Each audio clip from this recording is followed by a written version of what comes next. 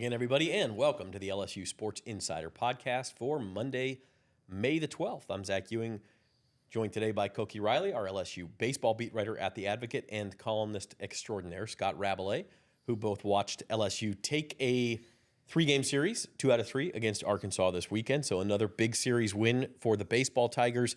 We'll talk about what that means, kind of go through the series, how the team is playing, headed into the regular season finale this weekend at South Carolina, and maybe reminisce a little bit about Paul Mainieri too. So, guys, Mother's Day good in your homes, I take it, or you were out of the ballpark, Koki? So, yeah, but I give my mom a FaceTime in the morning, Sunday morning. Of course she was at work, which I was like, Mom, why are you at work on Mother's Day? And she's like, oh, it was a nice day outside. Wanted to go out there, and she didn't have to do too much work. And then when my dad popped in the call, I'm like, Dad, why'd you make Mom work on Mother's Day? And apparently she insisted. So that was my Mother's Day. Mom gets to do what Mom wants to do on Mother's Day. Pretty much, yeah. We had a crawfish boil and a shrimp boil for my mom and my daughter, who's got 3 little boys, and my wife. So it was nice. Very good. Beautiful day. I mean, from May 11th, you couldn't do much better in Baton Rouge. Unfortunately, I think going to be about the last nice day until like October. Today was pretty nice too. But the heat is coming. So is the baseball postseason. So trust all the moms out there had a great Mother's Day. Let's dig into this, guys, because I think the headline here: LSU lost the game yesterday, and it's tough loss. You hate to end the series on a loss. But the headline here is that for the second time in 3 weeks, LSU has taken a series off of a fellow top 10 team at home. I think they've really righted the ship from the little snag they hit in the middle of SEC play, Koki. And at this point, I mean, you wrote a story. You can read it at theadvocate.com/LSU today. But I think starting to write them in, at least in pencil, as a top 8 seed feels right. Like there are not that many scenarios where they fall out of the top 8. They're ranked number 1 in D1 baseball's rankings. It's a wide open year, and because of that, I just don't see LSU falling out. Yeah, I would say their odds are probably around 90%, maybe closer to 95% at this point. And I say that for a variety of reasons. One, I mean, in terms of RPI and KPI, a couple of the advanced strength of schedule metrics that the committee uses to sort of determine the field, they're top 8 in both of those categories. They're only at number 7, which isn't the strongest at this point, but at the same time, they're ahead of some of the teams that are ahead of them in the rankings in terms of quad 1 wins or quality of wins, and also you can factor in the fact that they're the number 1 team in the country right now in at least 3 polls. So that sort of helps with the perception of where the team is at, even if those polls don't mean the world to whether they're going to be the number 1 overall seed or not. It just kind of shows. It kind of goes to show how everyone kind of views this team from the outside looking in at the moment, and maybe that will play some sort of factor in whether they're a top seed. But either way, considering what they've done so far, considering the fact that they're going to be a heavy favorite heading into this weekend against South Carolina, there's very few scenarios where I see them where they're not a top 8 seed at this point. I mean, they've earned it. Like, once they won that second game against Arkansas, it was like, okay, we're more or less here when it comes to this very crucial top 8 seed. And again, to be that top 8 seed is just so important, especially for this team this season, right? When we've talked about riding the ship, they've won 3 of their past 4. Well, they got swept by Auburn, and then they had 3 home series in 4 weeks, and they won all 3 of those home series and lost the one road series. Texas A&M. So, and they're offensively, the numbers are way better in conference play when they're at home. They average around 8 to 9 runs a game in home games, and when this team scores, we'll get into this later, but when this team scores runs, they win games. When they score 5 or more runs, they're 34-1 this season. The only loss was to Texas on the road. So it's just so critical for this team to be home throughout the postseason and into Omaha.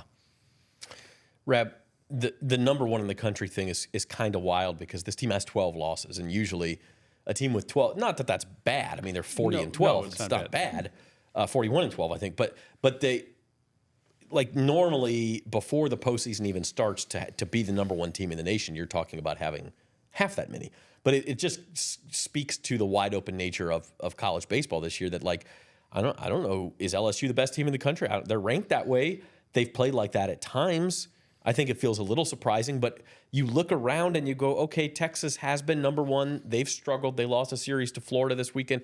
Arkansas seems like a really good team, but they've lost, I think, 5 out of 6 series. And they just lost to LSU. Yeah, Tennessee feels like a good team. They've lost like 7 out of 8 series. I mean, so who is good? Florida State feels like a good, but they, I think, got swept by. They lost to, they not this past weekend, the weekend before. They won the Cal series. Yeah. They lost a game in there, but it was also at Cal. So I can see them one. They have an argument for number one, but my point is, like, you can look around all of these top 10 teams and say, I don't know that there's one overwhelming resume in there, which is why I think LSU is a top 8 seed, because you're just not going to find 8 teams with better resumes.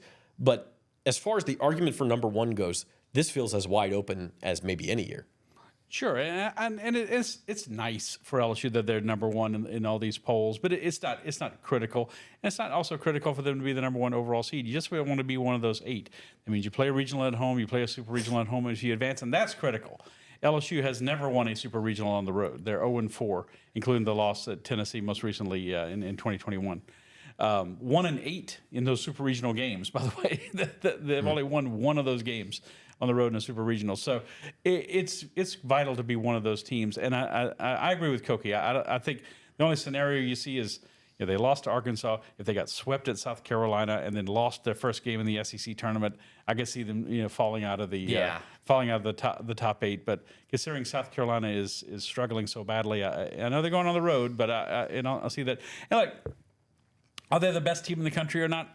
I don't know. I think you hit it on the head, Zach. I think at times they look like the best team in the country. Certainly they did in the Saturday game against Arkansas, ruling a very good Arkansas team that's actually ahead of LSU in the SEC standings. In second place, LSU's in third. But we tend to pick apart LSU's deficiencies because we see them up close. Oh, they didn't do this great. They didn't do that great. That's a little lacking. But everyone's got something. Everyone's got something on their record that you point to and like, well, they got swept or they've lost, a bunch of conference series, this season or whatever. LSU in the long run, they're 19-10 in quad 1 and quad 2 games. Only Texas and Vanderbilt have more. They each have 20 quad 1 wins. And Texas is the only school in the country that's got a better winning percentage against quad 1 and 2. They're 20-9. So you look at all those things. Everyone's got some blemishes. Is there one great team this year like Tennessee was, a couple of years ago? I don't think so. And so LSU's they got a shot. That's all I always say about college baseball. You try to make it to Omaha. It's a crapshoot. You don't know who's going to win once you get there. Who could have predicted Coastal Carolina in 2016? Who could have predicted Fresno State years ago? You never really know, but it's just you want to enhance your chances of getting there, and LSU has put themselves right on the precipice of being one of those national seeds, and that means so much to their postseason hopes of going to Omaha. You look at that 2023 season, and I would say, at least in terms of talent or perception of talent, that Florida team, that LSU team, and that Wake Forest team, I would probably put ahead of every team that we have this season, which kind of tells you just how up in the air everything is, because there's no one team that you look at and you're like, that's the best team. Well, because at the very beginning of the year, it looked like that team was Tennessee, and given the way that they've played the last 6-7 weeks, now you definitely can't say that. Tennessee might have trouble hosting a regional, let alone being their a top 8 seed. chances. Maybe barring an SEC tournament championship, I don't think they can make the top 8 anymore. Yeah, it would be really, really hard. I mean, if they sweep this weekend against Arkansas, or at least win the series, then then won the them SEC tournament. Yeah, they make a run in the SEC tournament, then maybe, but it's not going to be easy for them. And that is the thing, is you look at everybody around the country who you say, well, they're separating themselves as the best team, and then they slip, and it's almost like clockwork. And Texas really looked like they had separated themselves. And now they've slipped the last 3 weekends. As far as the SEC standings go, it's still the Longhorns to lose. They have a 2-game lead over Arkansas, and I believe Arkansas is the only team that can catch them for the title. I think so, yeah. If I don't have the standings in front of me, tiebreaker over LSU. But I mean, it would have to be like Texas would have to share the championship. But as far as Texas would have to lose its series to Oklahoma. and Arkansas would have to sweep Tennessee, and but unlikely. Realistically, Texas is probably going to win the SEC regular season, so that carries some weight. We'll see how they finish. We'll see how the tournament goes. Like, they could be the number 1 overall seed, could still be LSU. They go sweep South Carolina. They have a good performance in Hoover. They certainly could get the number 1 overall seed. It could be Florida State out of the ACC. There's a lot of different possibilities for that spot. So, but like you said, Rab, all you wanted out of the regular season was to be a top 8. If you're top 8, the matchups, like, you can sit there and parse it out and say, oh, well, we don't want to be the 6th seed because Tennessee's the 11, and we really don't want that rematch. Right. But Tennessee could lose its regional too. I mean, you just don't know. You don't know. You're at that point, you're just speculating. The point is to get top 8. Then you know that at the very least you are at home for these postseason series. And as you guys have said, home has been where the wins are and where the hits are and everything else for LSU. So let's transition into that and how they played this weekend, because I think the offense coming back to life, particularly Friday and Saturday's games, was probably the best sign we saw from the Tigers this weekend, Koki. Yeah, absolutely. And even Sunday, where they struggled a little bit more, they still had 10 hits. And they were actually creating opportunities. And that was something that they haven't been doing in these series where they've really struggled offensively. Like the Texas A&M series, they had trouble getting runners on base consistently. The Auburn series, they had trouble, generating consistent opportunities. And against this level of pitching staff, where Arkansas probably is the deepest pitching staff in the league. Sure looked like that, didn't they? They threw 13 pitchers this weekend, and they threw some of their weaker arms at the end of Friday's game because they knew they probably didn't have much of a chance. So they loaded up for on Saturday's game because they knew they didn't have much of a chance. So they loaded up for Sunday's game, and it ended up working out for them. They held LSU to 4 runs. But yeah, overall offensively, it's just a whole variety of contributors.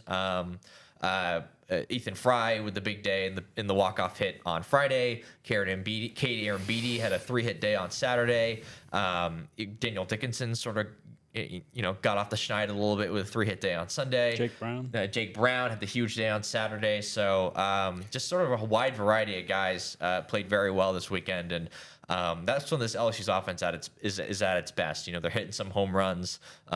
They're getting quality at bats. They're stringing together quality at bats. They're creating opportunities for themselves, and they weren't perfect in terms of cashing in on those opportunities. For sure, they left some runs on the table this weekend. But overall, it was definitely a much more promising performance against one of the better pitching staffs in the league. Yeah, even in Sunday's game, LSU loses the game, but they were pushing at the end. I mean, you get that line drive that gets caught by the shortstop to end the game. If that gets into the outfield, all of a sudden it's probably 7-5, and you've got the winning run at the plate, and the pressure is squarely in Arkansas' shoulders in that situation. So, and look, you could say Arkansas could have won Friday's game too. Sure, they could have, but overall, Rab, I just think you're seeing what this offense can be, and for whatever reason, and maybe it's just the home cooking or the backdrop at Alec Box or whatever it is, they seem to hit much better at home. Yeah, everything's been great at home. I mean, they're like 30-5 at home this year, and pitching's been great. Tons of strikeouts, from this pitching staff, especially from Kate Anderson and Anthony Ianson. And then they hit through the lineup, and they didn't really get a whole lot from the very top of the line. Derek Curiel went 3 for 13. Jared Jones went 2 for 13 this weekend, and they still, had a good offensive weekend overall. The plate hit a lot of home runs.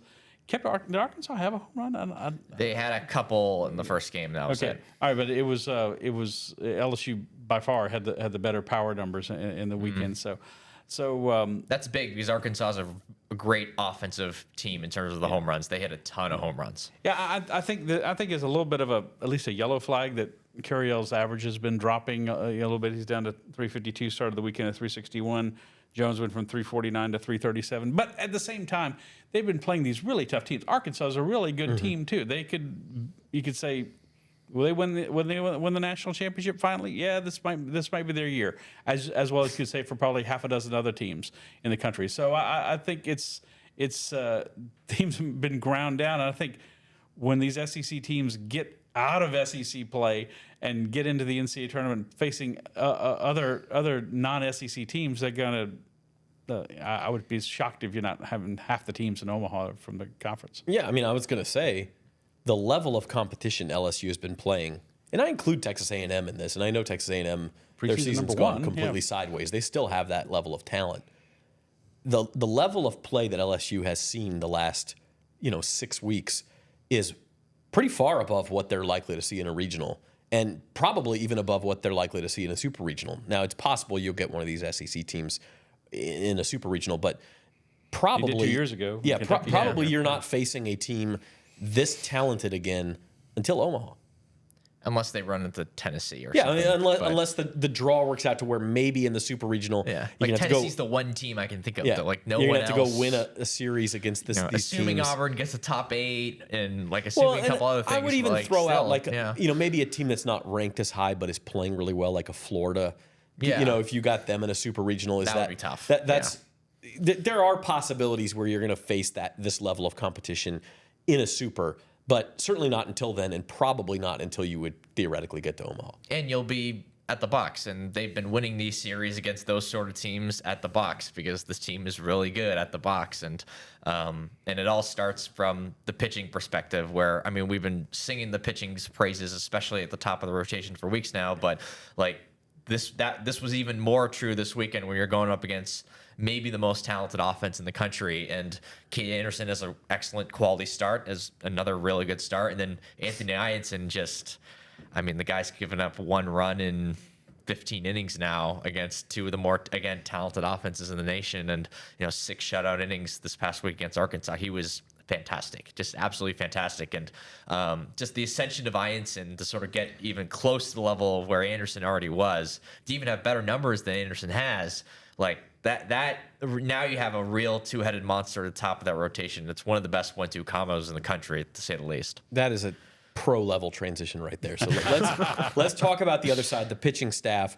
Anthony Ianson the last 2 weeks, Rab, has just been, as Koki said, he's been spectacular. He has gone from just kind of a dude who you can count on to eat some innings for you to being like a legitimate second ace on this team.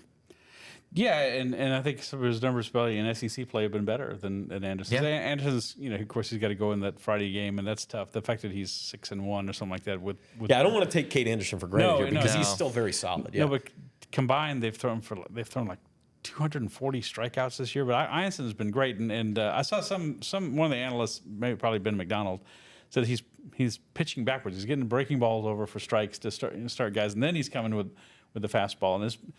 When you got that kind of command going, the way he's been able to locate pitches and deliver pitches has been superb. And you said it we were sitting there together during the game. You said, "Boy, he's really come on during the season." I don't think early in the season you're like, is this guy really going to be the Saturday starter? Is it really going to be that? What about Chase Shores and all? What about somebody else, William Schmidt or something like that? But he's really established himself and just given LSU that 1-2 punch, as good as, if not better than, anybody else's 1-2 punch in the country. You'd like to have that third starter that's set in stone. You'd like to have that third one when you get into Omaha, because if you advance in the College World Series, you're going to need somebody to give you that third game, either to keep you alive or to get you over the hump. Possibly against your toughest opponent at that point, too. Yeah, that's been the case many times over the years for LSU teams. I've gone deep into the College World Series and won them or got to the final.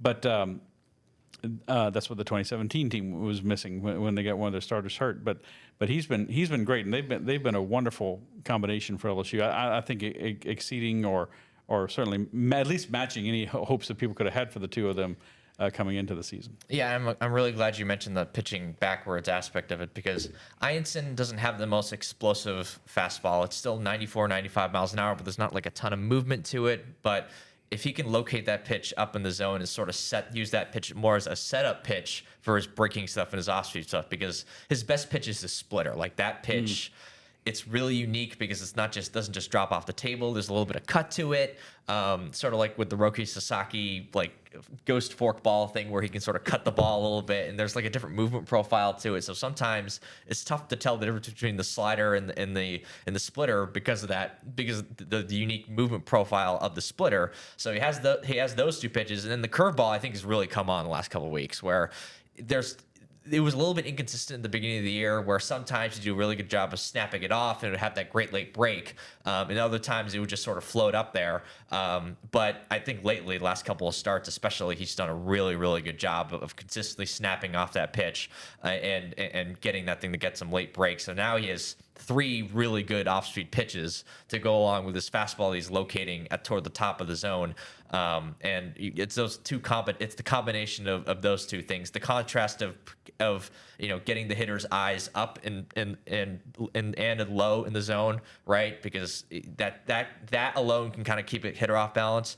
But also when you're throwing those two pitches out of the same slot, the fastball stays up and it rides up, and if you're throwing a curveball, it goes up and then it obviously drops down. Same goes with the splitter, same goes with the slider, and it just puts more things to put in the back of a hitter's head, puts them sort of in a bind as to where to swing and when to swing. There was one pitch, and you said there might have been a ball, but he threw a breaking ball to get somebody out, and the batter just froze.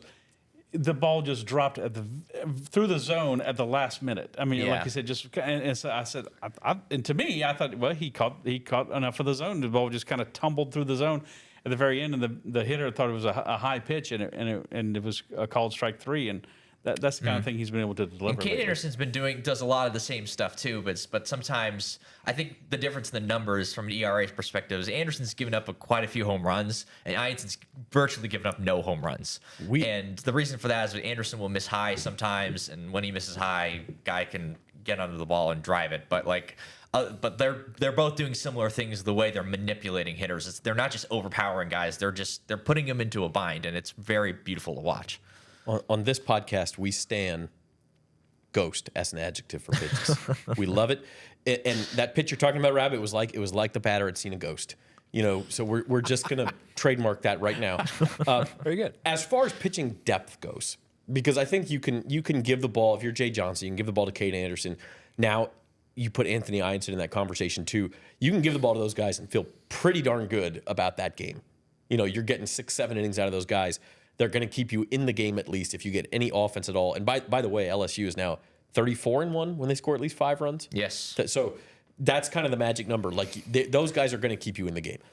As far as the pitching depth goes, there's just more question marks. I mean, we talked about Zach Cowan and Kason Evans being this extremely good relief duo. Well, now Evans is pitching as the Sunday starter. He's been less effective in that role. Chase Shores came on in relief yesterday and was more effective than he had been as the Sunday starter. It still kind of feels like LSU's piecing it together at this point. Yes, I think everyone in the country, to a degree, is piecing it together, and I think Shores has taken some real steps since going into relief. It's still not perfect. He's not as good as Kason Evans was. I don't want to say that yet, but he's made a couple adjustments, and I asked him about some of them after Sunday's game, where he's throwing out of the stretch more, so it's simplifying his delivery, and it's allowed him to throw more strikes, as we've seen since he's moved to the bullpen. And he's also kind of closed off his stance a little bit. So I probably can't stand up for this to show this, but usually when a pitcher is in the stretch, their 2 legs are just even and straight together. But his front foot, if you notice, is now out in front of his back foot. And it's he's now a little bit more closed off before he's delivering the ball. Yes. Yeah. So for those who can't see because of the table. Exactly, because of the table. So if your feet are like this, he's now like this. If that's his front foot when he's pitching. So now that he's a little bit more closed off, he can hide the ball a little bit better. And it's also, and he said this, it's also helping him get down the mound a little bit easier. So he can get on top of the ball and locate the ball better. And he also claims that it creates a little bit more movement on his pitches. So and you've seen it's kind of worked. He's not giving up as many hits. The fastball's been a little bit more effective against hitters, and he's also getting better break on the slider. So it is working, and it makes sense that, like, for a pitcher, staying on top of the ball is very, very important. You know, if you're on the side of it too much, that's when, you know, it can kind of go erratic and a little bit more side to side. So I think those adjustments have helped him. And again, it's still a work in progress with him. It's not perfect yet, but I think this weekend was definitely the best weekend he's had in a while. You know, 3 innings, 1 run, 3 1/3 innings, 1 run against this Arkansas lineup it's pretty darn good. Like, it's as good as you could have asked for in that situation on Sunday. And then with Casey Evans, I looked back at some of the video last night. I was writing my story, and he was getting hit. He was leaving a lot of pitches up, and Arkansas was just taking advantage of it. Whether it was the fastball, whether it was the slider, and if he can just locate the ball a little bit better as a starter, and he's walked some guys too. If he can just locate the ball a little bit better, and they can face teams that aren't as talented as Arkansas and Texas A&M, I think he'll be fine, because as we saw in that Tennessee start, we know that he can do it, and we know he has the arsenal and the talent to be like a very good number 3 pitcher. And to be honest, he's been. I think he'll be fine at the end of the day, if he just makes a couple of small adjustments, and because I think he has the talent to do it. Scott, that to me is the thing to watch both this weekend in South Carolina and especially in the SEC tournament. How does Jay Johnson manage the staff after Anderson and after Ianson? Is it as much Cowan and Evans as you can get? Does Chase Shore step back into the number 3 starter role? Does William Schmidt see an increased role? Like, that to me is the thing to watch over these next couple of weeks as we get ready for the real postseason. Yeah, I mean, you gotta. I say you have to identify someone, but maybe you just kind of throw guys out there for, 3 innings, 3, 2, 1. If you have enough of them, that works, right? If you can get, as Koki alluded to, they don't have as much pitching depth, especially like Gavin Guidry as an Arkansas does. But the Shores outing was encouraging, and it's just pitchers are funny. Sometimes working out of a relief role works better for them. Sometimes starting works better for them. And maybe with Shores and Cowan, they both Evans rather, they're both kind of better out of that relief role. But I don't know. I think I don't mean to harp on the young man. I think I kind of expected William Schmidt to be playing more of a role at this point in the season. I was honestly surprised to see him even pitch this weekend. And maybe they just wanted to get him back out there to just try to get his feet wet again. But it seems like in SEC games especially, his command has just been much worse when they faced those tougher competition. Some of that's because they're able to lay off his stuff more. But I think some of it's literally just he's just not locating the ball where he needs to. And it feels like sometimes he gets under the ball too much, and it flies on him, especially with the fastballs. And but I think the guy who I was surprised that we didn't see even more this weekend was Jaden Newt, because Jaden Newt has been pretty darn good for this team the last couple of weeks, and I think he's going to play a role for them, and he can throw 3 or 4 innings, as you said. And I thought it was a little surprising we didn't see him on Sunday. I mean, part of it's because he pitched on Saturday, but still, like, when they needed someone to just finally end the inning, they went to Newt, and he just did a really good job getting 3 outs, throwing strikes. He's got a nice little sinker to go along with his fastball, and that velo's slowly been ticking up the more and more comfortable he's gotten on the mound. It's been a pretty slow build up for him trying to get back from that Tommy John surgery. It's been years. But it seems like he's finally starting to find his footing. Yeah, it really seems like he's starting to find his footing. So that's pretty big for this team. You have Cowan, obviously, and then you have a bunch of guys where you're like, he could be really good for this at bat and for this batter in particular, or he's going to walk the park. Like, we don't know, like Maverick Rizzi's the perfect example of this, right? He looks fantastic against Texas A&M for 2 innings. And then this week he had trouble throwing the ball over the plate. And there's a variety of reasons for that, but it's, they have the talent. It's just finding that consistency, as you said. It's really funny you brought him up, because he was the guy I was going to use as an example, but I'm not really panicking if I'm LSU about the situation, because you have enough guys to where you hope you can find it in the postseason. And every team that's probably ever won the College World Series, at least in recent years, has had a game or two where you're just like, where did that guy come from? And a couple years ago for LSU, Nate Ackenhausen had this great, brilliant start against Tennessee, and then was it Griffin Herring came out of the bullpen the next day against Wake Forest and like shoved for 4 2/3 innings or something, and you're like, where's that been all year? But you just kind of get it, and maybe Maverick Rizzi or William Schmidt comes in and gives you 4 critical innings in Omaha or something. I mean, these guys are capable of flipping that switch. You almost have to have that, and there's been many cases of LSU the years they've won the World Series of that. Trey Hodges was a pitcher. I'm setting the Wayback Machine way back in 2000 when they won. Everybody's like, when is Trey Hodges going to do something? When is it going to? Well, he found it in Omaha. He was the MVP of the 2000 World Series. So and he gave them multiple, excellent outings and starts. And sometimes you just, you're gonna have, but like I said, you're gonna have to find that third guy. Maybe Newt's a great candidate, and happens to be my favorite name, of course, on the LSU baseball team. When you say Newt, bring Newt in, it's kind of like Nuke LaLoosh. He's like the Nuke LaLoosh. Yeah. But somebody's gonna have to be that guy, because you're gonna get in that situation where you can't bring back Anderson too short, and you can't bring back Ianson back. Who's it gonna be? And somebody's going to have to elevate their game to do that, and that's the winning winning mark for teams that over and over again have done well in Omaha, as you said, Zach. Yeah, and the teams that don't find that probably aren't going to win a national championship. I mean, that's what it comes down to. So it's hard to do, but you got to do it. So go ahead. Yeah, and honestly, I think that Evans is and can be that guy. I still have a lot of faith in him. Just from the stuff, just from the outing we saw against Tennessee. It's still been only 3 starts. He's a freshman, so like, let's see what he looks like in the regional. Gets slightly better command. I know he has struggled these last 2 weeks, but I think overall it's him. And even when he was in relief, he would throw 3 to 4 shutout innings against these other SEC teams, and I think he'll be the guy who figures it out and becomes the quote unquote third starter for them. And I also think that this team has more options than the 2023 team did, if we're talking about like bullpen depth and stuff like that, right? Like they need Ackenhausen, Griffin Herring, even Thatcher Hurd, like surges, like those were probably more unexpected than what this team has had. And I mean, this team, they're number 2 in the SEC in ERA in conference play for a reason. Like the only thing they really struggle at is with the walks. They lead the conference in strikeouts.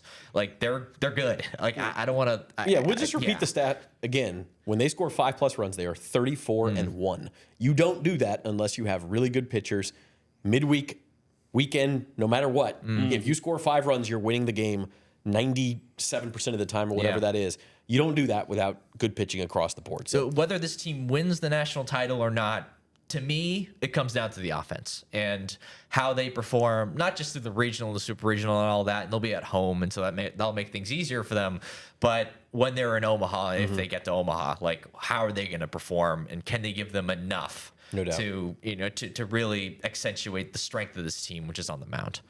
Okay, we're going to take a break, but when we come back, we'll talk about the last regular season series, because the regular season's not quite over, and a certain ex-LSU coach will feature heavily this weekend. So we will talk about that when we come back on the LSU Sports Insider. There's no better place to parlay than Caesars Sportsbook.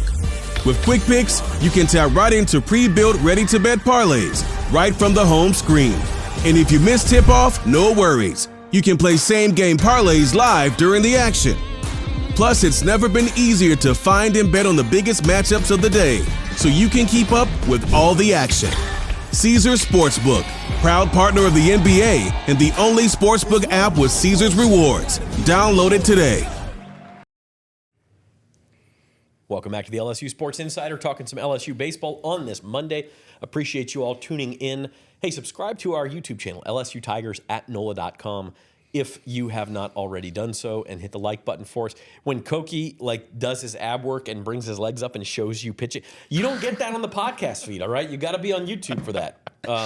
So subscribe if you're on Facebook, YouTube's a better place to leave comments. We see them more easily, all that kind of stuff. So migrate over to the YouTube page, LSU Tigers at NOLA.com. We appreciate you. Leave a comment. Maybe we'll read some comments on one of these shows too. Always get some good comments. So South Carolina this weekend. This one's been circled for a long time, not because South Carolina is a good team. They're not. They're 5-22 in SEC play. but because it is a chance to play against, I'm not even going to say revenge or anything. There's no revenge here. You get a chance to play against Paul Mainieri, who was, of course, LSU's coach for a long time, won a national title here, very nearly won a second national title here, and presided over this program for a long period of success. Now he is coaching South Carolina, and he is going through his struggles. But I think it'll be certainly emotional on Mainieri's side, Rab. I don't know about LSU's side as much because there's not really, maybe some of the staffers and things like that who knew him. There's not players left or anything like that. But for fans, it should be also. Yeah, this is Jay Johnson's 4th season, so I can't imagine there's anyone still around. But it's a rare situation. It's a very rare situation that you have a coach come out of retirement, now you're going to face him, and you're facing him in a fairly crucial situation. You're going on the road, and I think for Jay Johnson, it's a little more interesting. I don't think he's got to prove anything. Obviously, he's got a national championship like Mainieri won here in 2009, but you have the better team. You have the number 1 team. And they're going to be gunning for LSU. I mean, it would make their season to take 2 out of 3 from LSU. As disappointing a season they've had, they're not going to the NCAA tournament unless they win the SEC tournament automatic bid. So this would mean a lot for them. So I think there's a little more pressure on Jay Johnson and LSU in this situation. But in a lot of ways, this whole thing is kind of unfortunate. I like Paul Mainieri a lot. I liked covering him. I enjoyed him here. He's just a great guy. Too friendly with coaches. I'll never forget one time one of our old sports editor said it was Bill Franquez's 30th season as LSU's. He's the PA voice in Alex Rock Stadium, and he's the sports information person. Said do something on him. So I called Mainieri. I said I'm doing something on Bill Franquez, and go. And he went for like 20 minutes, just talking about Bill Franquez. And I had my whole column by the time we were done. But the guy's a Hall of Fame coach, and nothing's going to change that. He's done a lot of great things at LSU and won at Notre Dame, which is a very hard place to win consistently, and all that. But I'm worried for him that he's going to tarnish his legacy with this. And look, we've seen this many times in sports, in many different sports, that people just can't stay away. Coaches, athletes, whatever. They make an ill-fated comeback, and I don't. I'm hoping for Paul Mainieri's sake that that's not the case here, but I'm afraid it certainly at the start looks like it might be. Yeah, Kings legend Bob Cousy, Wizards legend Michael Jordan. Like there's a lot of examples of this over the years, but hopefully that isn't what ends up happening, and they can at least somewhat turn around the ship next year. But yeah, I literally just got off the phone with Paul before driving over here to do this podcast and for a story that's coming out in the Advocate later this week. And what we talked about a lot of stuff, but one of the things I feel like it's fair to share is that he recruited a decent amount of players who are still on this team. Like Cade Anderson, he helped recruit.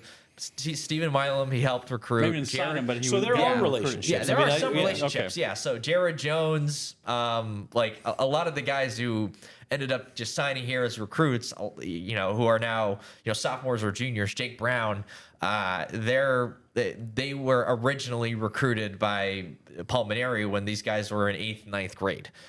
So he does have at least some connections with those players, and that also kind of creates like an interesting dynamic that I'm looking forward to maybe getting into with one or two of these guys on Tuesday when we get to talk with the players. But like there's definitely going to be some interesting dynamics going on this weekend in Columbia. The other thing you mentioned from talking to him is there's been some speculation about Paul Mainieri's future. Is this one and done in South Carolina with how badly that's a proud program there, a national championship program in South Carolina. And Ray Tanner, the former coach who was the athletic director who hired him, has retired since then. So it's, there's a lot of pressure on Paul Mainieri, but you said, Koki, from talking to him, this is not for sure or anything, but you got the impression he does not feel like this is a one and done. Like he's going to be in this. He's going, certainly at least next year, going to be at the box coaching South Carolina. Yeah, if LSU is scheduled to face them in the box, which I'm not 100% sure about yet, but hopefully that does become the case. I'm assuming they're flipping the schedules, but I could be wrong about that. Yeah, but I will, quick aside, like, it's strange that, like, the last two times they've played South Carolina are on the road. So they played them on the road in 2023 in that rain-infested weekend, and now they're playing on the road again. Yeah, so it's odd. But anyway, just for what? Sorry, what'd you ask? Oh, just this is not going to be a one and done situation. At least it doesn't sound like that. No, I mean he went out on the record last week saying that it definitely wasn't a one done situation, and then from the impression that I got with talking with him, 30 minutes to an hour ago, he was he was pretty open in talking about like how they're trying to recruit for next season already, and the challenges of NIL and the portal and all that and all that sort of jazz. So they're working hard trying to recruit for next season team. There's a part of him that seems like he's already looking towards building the next South Carolina team, even though they're still in the middle of this season. So. Now that's all from his end. We don't know. Again, the AD's new. We don't know what South Carolina may do. But guys, Rab, you hit on this. The series is Thursday, Friday, Saturday as teams get ready for Hoover next week. This is a big series for LSU just from the standpoint of, like you mentioned, their RPI, KPIs both at number 7. It's not going to get helped by playing South Carolina. Your strength of schedule is going down. If you win the series, you're going to be fine. But if you lose the series, certainly if you get swept, that could do a lot of damage to your resume going into the postseason. You may say that's not likely. South Carolina's 5-22. We just saw an example last weekend that doesn't necessarily mean anything in the SEC. If you don't come to play, even these bottom feeders, Missouri sweeps Texas A&M at College Station. Unbelievable. Even these bottom feeders can come get you. Absolutely. Now, and speaking of those two teams, LSU's resume is hurt by the fact that they playing the Missouri two worst and teams, South Carolina, two worst teams in the SEC this year. I mean, it's not anything you can do about it. It's just the way the schedule fell. But there's other teams that are vying for the top 8 national seeds that didn't play both those teams. So it's not. Yeah, it's kind of like you don't get any credit for beating them, but you better beat them. You got to win the series. It puts a lot of pressure on you. You got to win 2 out of 3, and it's still an SEC road series. And like I said, this is going to make their season. And it's just, if I may, just a little bit of a side. This is kind of fascinating how these little situations come up between LSU and South Carolina over the years. And there's two schools that. The women's basketball, there's no love between the two schools, but there's not a whole lot of heat between LSU and South Carolina overall. Yeah, they've never been annual. It's not like LSU and Ole Miss or LSU and Texas A&M, even certainly LSU Alabama. But I've seen there's been things like this over the years. 1966, Paul Dietzel, who said I will never leave LSU, led LSU to the 1958 national title, left Army to go to South Carolina, and the game he scheduled was a game in Baton Rouge against LSU. And Charlie McClendon feel like I got to beat this guy, my old boss, and they did. LSU won the game. This coming women's basketball season, South Carolina women come here, and Malaysia Full-Wiley is on the team, a player who felt like, you kind of gave me the shaft a little bit by bringing, some of the players coming back, and with Latson coming from transferring from Florida State, a player from Columbia, South Carolina. That's going to be a very interesting game. And you have this situation. It's just I'm struggling to think of another situation where a coach that coached you with great success came out of retirement to coach another school, and now you're playing them at least for LSU. Not for South Carolina so much, but because they need a lot more help to make the NCAA tournament. But at least for LSU, it's a meaningful situation. It's just weird that these kind of things come up between LSU and South Carolina once in a while, and they're very interesting. From a football perspective, like South Carolina circles that game, the football game last year, and says, "Hey, we had a couple of really tough calls go against us in a game that we lost at the last second." Like it was on at South Carolina. The game day came. I mean, it was. I'm saying like for two teams that you feel like are, opposite ends of the spectrum geographically and like don't have a natural rivalry and anything. There's a little bit of spice, South Carolina, LSU, and the Mainieri thing adds to it. But I do think Koki LSU probably plans on you go in there, you pitch it well, and you get enough hitting. They've only won one road series all year. They swept Oklahoma, but that's kind of the only thing they have to hang their hat on. So you'd like to win another road series too. Yeah, absolutely. And, this team has struggled in these SEC road series for the past 2 seasons. I mean, last year they struggled even more. But the thing is, it's like, as long as the pitching does what it should do, they'll be fine, because South Carolina's pitching is I don't know if it's the worst in the league because Missouri exists, but if it weren't for Missouri, it would easily be them. South Carolina played Missouri this year? They didn't, did they? No, they didn't. It's too bad. No, we didn't get the toilet bowl. No offense. But But yeah, like, I mean, South Carolina's pitching has been really, really rough this season, and like Mainieri was pretty open in saying, if you just look at the numbers, it's obvious. And I mean, given the state of their pitching, LSU has done a pretty good job of hitting bad pitching this season. Not like Auburn, like okay, Auburn's pitching staff, which is like, you know, at least perceptually just okay. I mean, like just not good pitching. And as long as they can just do that and then, you know, do what they've been doing more or less on the mound, they should be fine this weekend. You know, so I mean, as long as they do that, again, they'll win at least 2 games. So that's all that matters heading into this weekend. Koki will be there to bring it all to us too. First time going to South Carolina. We got any rain in the forecast out there, Koki? Please say no. I'm done with these rain delays, man. I'm working on a story about how they deal with that stuff right now. What, 17 games affected by the weather this year? Isn't that right? Something like that. And Hoover's coming up. That's the worst of them all, because if you get one of the night games and you get a delay, you're playing until 2 in the morning again. You know what's odd about South Carolina? Well, if I may, real quick, all their major sports facilities are off campus. Their campus is hemmed in by downtown Columbia. The football stadium's at the state fairgrounds. The baseball park, what's it called? But blanking off. It doesn't matter. It's close to the river, and the basketball arena, the new where you know, the very nice basketball arena. It's kind of off campus too. You don't get that usual vibe like when you're going to an LSU baseball game or certainly an LSU football game. You're walking across campus to go to the game. It's a little different for them, but they make it. They bring the fans. I'm sure they'll have a little something for LSU, and LSU fans will be there too. Yeah, I think softball has like a regional too, so I don't know how much it's going to conflict with that for South Carolina softball. That is, so I don't know. We'll see. I'm also curious to see how many LSU fans like make the trip, and you know how many old Paul Mainieri friends make the trip, and all that sort of stuff. So it's going to be a weird environment, I think, this weekend. So, yeah, no doubt. It's going to be an interesting one, and they're 5-22, and LSU should beat them and all that kind of stuff. But it's the time of year where you don't want to have a misstep, and you don't want to be the team that everybody's going, well, when we're looking at the top 8, you know, look at how LSU finished the season, not too good, and you get bubbled out of that conversation. Or the Texas A&M thing. Well, they dropped 20 spots in RPI because they just got swept at home to an 0-24 team in conference play. Yeah, I don't think that you want to be in that conversation. By the way, before we go, speaking of softball regionals, LSU softball hosting a regional this weekend as well. They have Nebraska, UConn, and Southeastern in here. What national seed is LSU? LSU's a 10. They are the 10 seed. So they would have to, if they win, they would have to play the winner of the Tennessee. And unless Tennessee were to lose their regional, you'd be on the road. Yeah. So, that is the situation with softball as we get into the end of the Diamond Sports. We will continue to follow it all here on the LSU Sports Insider. Probably have a football podcast for you later this week as well. But until then, read these guys at theadvocate.com/LSU or in your morning advocate. He's Scott Rabalais. He's Koki Riley. Amelia Decor was our producer. I almost said her maiden name, but I got it right. LaCour. God dang it. Amelia LaCour. And I'm Zach Ewing. We'll get it right next time. See you then.